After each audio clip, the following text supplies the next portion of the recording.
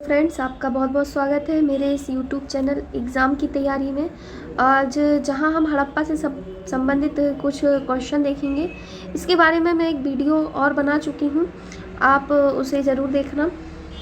आइए शुरू करते हैं। हमारा पहला क्वेश्चन है कि हड़प्पा कालीन लोगों को किसकी जानकारी नहीं थी। तो देखिए, उस समय जानकारी नहीं थी तो वो है लोहा। लोहे के साथ में कुछ खाद्य पदार्थ हैं जिनकी भी जानकारी उन्हें नहीं थी, जैसे कि हमारा हो गया गन्ना और आलू। इन खाद्य पदार्थों की जानकारी नहीं थी। साथ ही बात करें गेहूं और जौ की, तो गेहूं और जौ खुदाई के दौरान मिले हैं।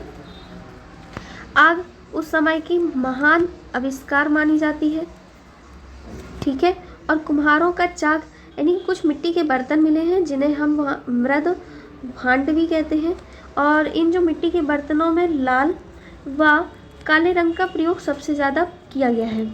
और इन्हीं मृद भांडों के आधार पर हमने कहा है कि हड़प्पा कालीन सभ्यता या सिंधु घाटी सभ्यता सबसे प्राचीन सभ्यता है। आइए नेक्स्ट क्वेश्चन की तरफ चलते हैं। नेक्स्ट क्वेश्चन है हमारा, सिंधु घाटी की सभ्यता को आर्य पूर्व सभ्यता किसके प्रमाण मिलने के कारण कहा जाता है। इसके बारे में हम पहले भी देख चुके हैं। देखिए, यहाँ पर आर्य पूर्व सभ्यता मानी गई है वो है सिंधु घाटी सभ्यता, और उसको माना गया है बर्तनों के आधार पर। यानी यहाँ पर जो मृद भांड, यानी मृद भांड का अर्थ होता है मिट्टी के बर्तन, ठीक है।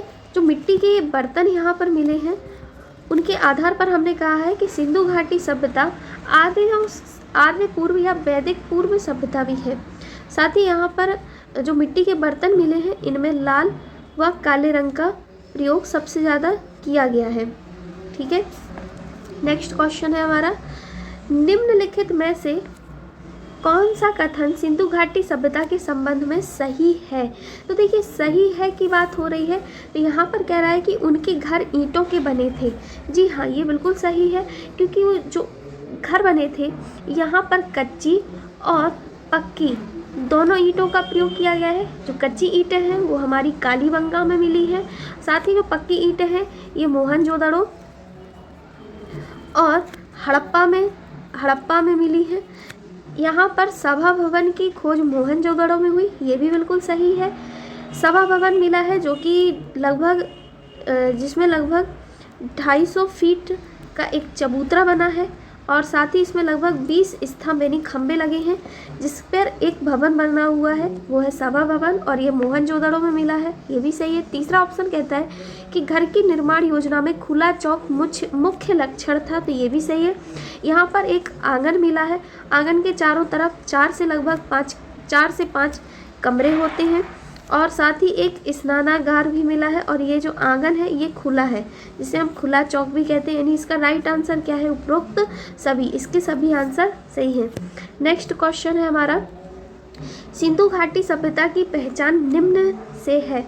तो देखिए, सिंधु घाटी सभ्यता में क्या की हम पहचान कैसे कर सकते हैं, सुंदर मूर्तियों के आधार पर, धर्म और दर्शन शास्त्र के आधार पर, आर्थिक और सामाजिक सुधार के आधार पर, या शहर योजना प्रणाली। तो राइट आंसर क्या होगा हमारा, शहर योजना प्रणाली। यहाँ पर अगर हम बात करें शहर योजना प्रणाली में, तो यहाँ पर जो सड़कें मिली हैं ये लंबवत और चौड़ी सड़कें हैं, ठीक है। साथ ही यहाँ पर जो नाली है वो भी मिली हुई है, और नाली व यहाँ पर सफाई की एक उत्तम व्यवस्था पाई गई है।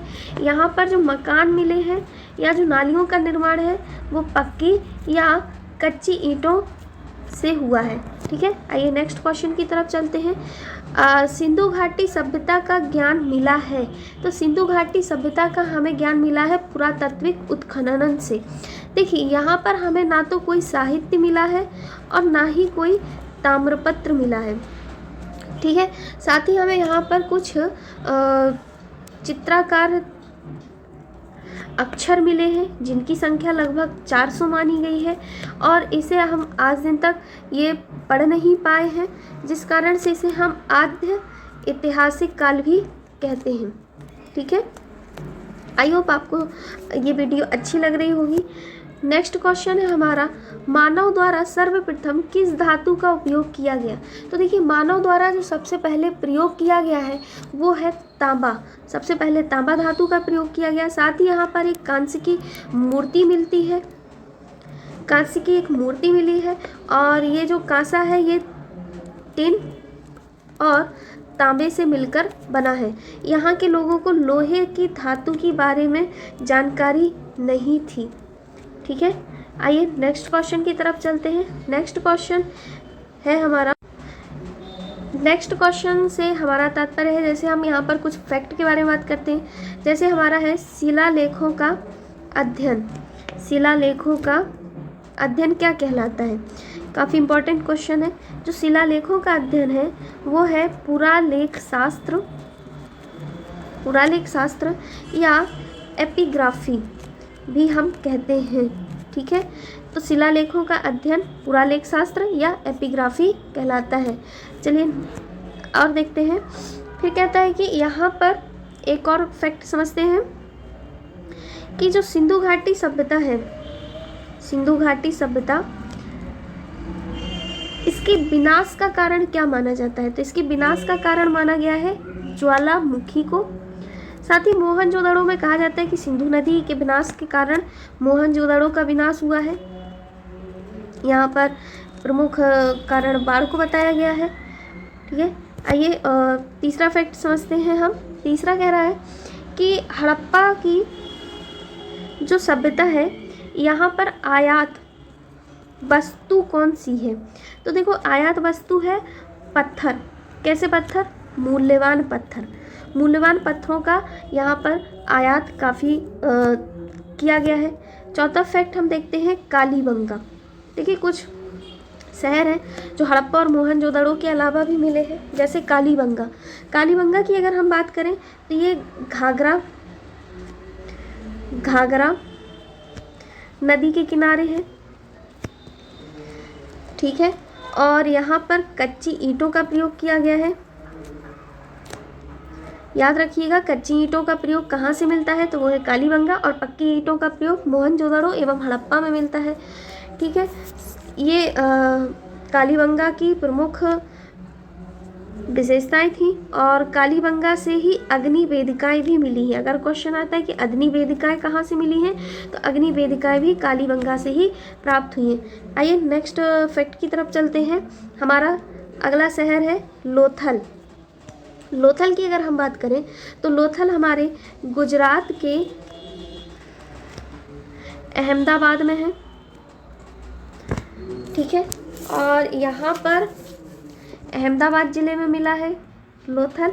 प्रमुख यहाँ पर चीज़ है वो है डॉकयार्ड, जिसे हम गोदी भी कहते हैं, या बंदरगाह। ठीक है, ये हमारी लोथल की प्रमुख विशेषता है। नेक्स्ट फैक्ट की ओर चलते हैं। वो है हमारा जैसे चहुंदड़ो की अगर हम बात करें तो यहाँ पर अगर क्वेश्चन आता है कि किसी भी दुर्ग का अस्तित्व नहीं मिला, मतलब जहाँ पर हमें किसी भी किले का निर्माण नहीं दिखाई दिया, वो कौन सा शहर है? तो वो है चहुंदड़ो। साथ ही अगले क्वेश्चन की बात करते हैं हम। हमारा है जैसे रंगपुर, और एक और ज़िले की बात करते हैं रोपड़ हमारा चंडीगढ़ के पास है। ठीक है, चंडीगढ़ के पास है रोपड़, और रंगपुर अहमदाबाद गुजरात के निकट है, अहमदाबाद के पास है। इन दोनों शहर की प्रमुख खासियत ये है कि यहाँ से हमें भग्नावशेष मिले हैं। ठीक है, तो भग्नावशेष कहाँ से मिले हैं? तो रंगपुर भी हो सकता है और रोपड़ भी हो सकता है। नेक्स्ट हमारा फैक्ट है कि धौलावीरा। तो धौलावीरा की अगर हम बात करें, ये हमारा कहाँ पर है? गुजरात के कच्छ जिले के पास है। ठीक है, यहाँ पर देखा जाए सबसे इम्पोर्टेंट बात है, अगर क्वेश्चन आता है कि हड़प्पा सभ्यता की प्रथम खगोलीय वेधशाला कहाँ मिली है? तो प्रथम खगोलीय वेधशाला मिली है धौलावीरा में। तो हड़प्पा सभ्यता की खगोलीय वेधशाला कहाँ से मिली है? धौलावीरा से, और ये गुजरात के कच्छ के पास है। इसको याद रखिएगा। नेक्स्ट हम बात करें मेसोपोटामिया। मेसोपोटामिया जिसे हम मिस्र भी कहते हैं, ये यहाँ से हड़प्पा सभ्यता के व्यापारिक संबंध थे। अगर बात की जाए कि किस जगह से हड़प्पा सभ्यता के व्यापारिक संबंध थे, तो वो है मेसोपोटामिया। ठीक है, अब नेक्स्ट क्वेश्चन की बात करते हैं कि यहाँ पर जो महान आविष्कार मिला है, महान आविष्कार यानी सबसे ज़्यादा ऐसा आविष्कार जो कि बहुत इम्पोर्टेंट माना गया, वो है आग। महान आविष्कार आग माना गया है। अच्छा चलिए, अब हमारी वीडियो यहीं पे समाप्त होती है। अगर आपको ये वीडियो पसंद आती है तो लाइक, शेयर और सब्सक्राइब करना ना भूलें। Thank you.